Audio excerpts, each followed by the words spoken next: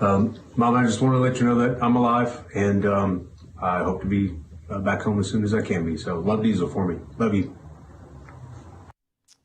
Wow, tough to see that. You are just watching that video of American veteran Alexander Druk, who was interviewed, needless to say, under duress. He's believed to be one of those held now by the Russians in Ukraine. And joining us now to talk about all of this and a lot of big developments is senior fellow for the Center for Security Policy and also a Newsmax analyst, Andrei Illarionov.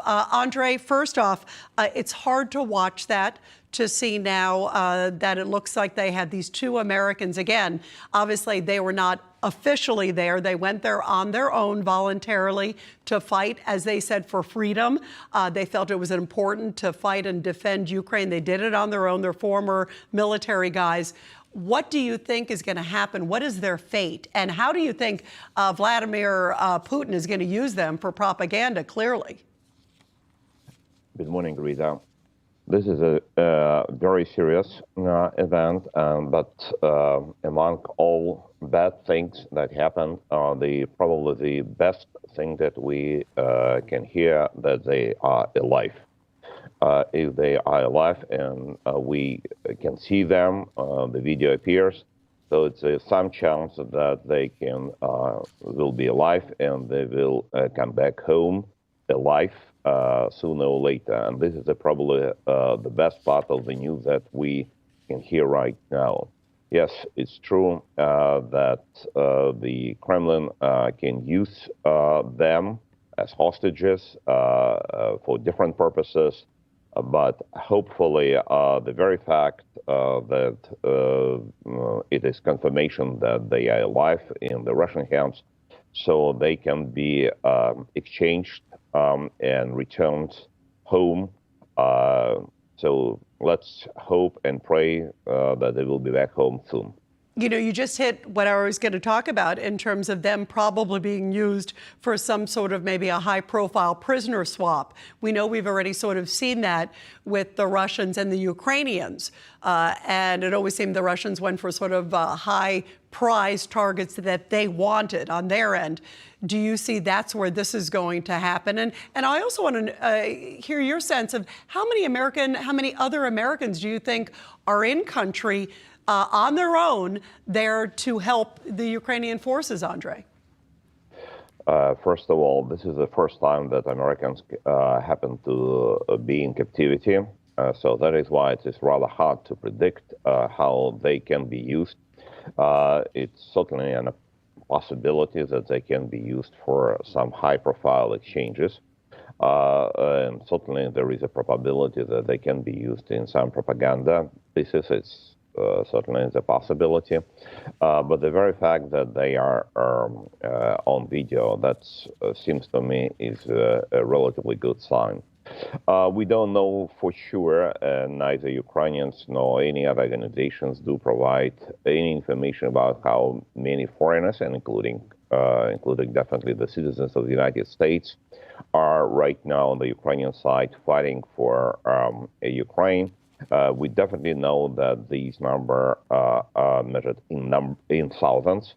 How many, we cannot say so, but definitely the case of Ukraine became international case. This is an international case for defense of freedom, independence, sovereignty, human rights. So that is why many people from many countries coming to Ukraine to defend this country from the Russian aggression.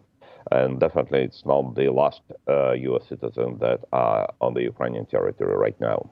Yeah, no, for sure. There's probably many. And we've seen even, you know, obviously Ukrainian Americans, many coming with that personal attachment to going back to the country.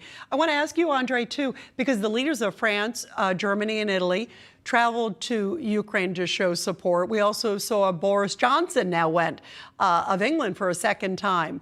How do you think Russia is seeing these visits? And a lot of people are saying, well, President Biden hasn't even gone yet. First of all, those visits of European leaders are very important events. And this is really big days in Ukraine war against Russia, in Ukraine defense.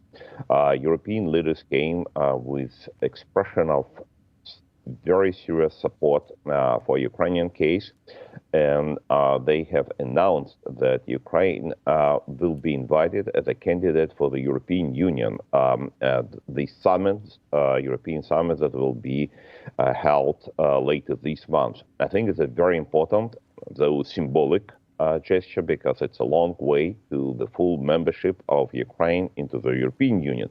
But this is a very important symbolic gesture that Ukraine is a part of European nations.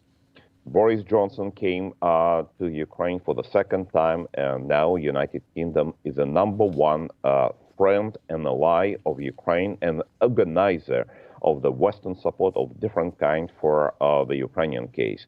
And he announced a very important suggestion that probably we'll see later the political and military union between Ukraine, United Kingdom, Poland, and some other countries. And this is a very important contribution to the defense of Ukraine in purely military terms. And as you absolutely rightly noticed, the United States president's never been to the Ukraine. Boris Johnson has been twice. All European leaders have been not once in Ukraine, in Kyiv. And now we can just measure just who was not in Kyiv over the last 4 months in the Russian aggression. Yep. And we find that very clearly one person has not been there. It is President of the United States. No, and you're the right. question is why? Why the countries that and the administration that claim that it supports Ukraine still did not visit this country in this very important element. Now it became actually criteria who actually is the part of international community, of the human international community. Those are in Kyiv. Yep. Those visiting Ukraine, and those people are supporting Mr. Zelensky and Ukrainian people in their case against Russian aggression. And Andrei, we have to go, unfortunately, but great points. We'll have much more coming up after the break. Thank you, Andrei. Thank you.